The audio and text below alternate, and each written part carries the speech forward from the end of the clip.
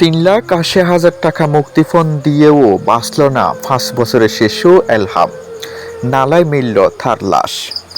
টাকা দিলে সন্তান বুকে ফিরে আসবে, এই বুক পড়া আশা নিয়ে চড়া সুদে তার দেনা করে অপহরণকারীদের হাতে 3,80,000 টাকা তুলে দিয়েছিল এক অসহায় পরিবার। কিন্তু ফাঁসন্দ নরপশুদের মন গলেনি। নিষ্পাপ অবুঝ 5 বছরের শিশুটির আকুতি স্পর্শ করেনি তাদের। মুক্তিপণের পুরো টাকা নিয়েও শেষ পর্যন্ত নির্মমভাবে পানিতে চুবিয়ে হত্যা করা হলো শিশু মোহাম্মদ এলহামকে।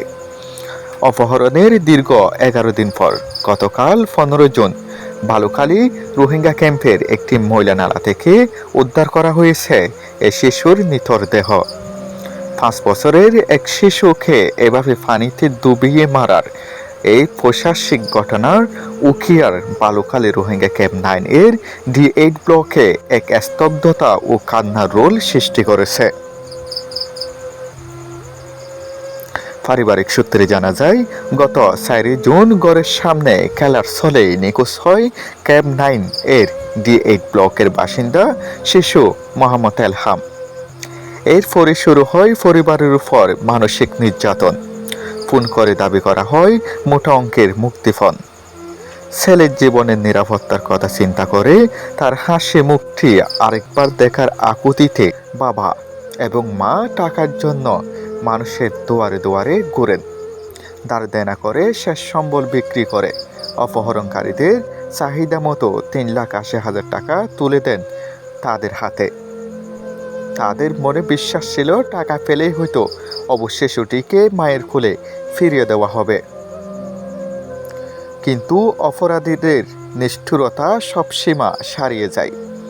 টাকা পকেটে ভরেও তারা 5 বছরের এলহামকে জীবিত ফেরত দেয়নি।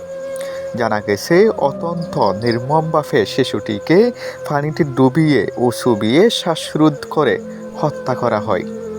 এরপর লাশ গুম করার উদ্দেশ্যে ফেলে দেওয়া হয় বালুখালীর একটি নালায়। গতকাল 15 জুন স্থানীয়রা নালায় শিশুটির লাশ ভাসতে দেখে পুলিশকে খবর দেয়। পরে স্বজনরা গিয়ে শনাক্ত করেন যে এটি তাদের আদরের এলহাম। যে সন্তানকে ফিরে পাওয়ার জন্য সর্বশান্ত হলো পরিবার, সে সন্তান ফিরল কাঠিয়ায় চড়ে একদলা লাশ হয়ে। আর মহারে জিন্দেলা তারা জুলুম করে বেখুশিয়া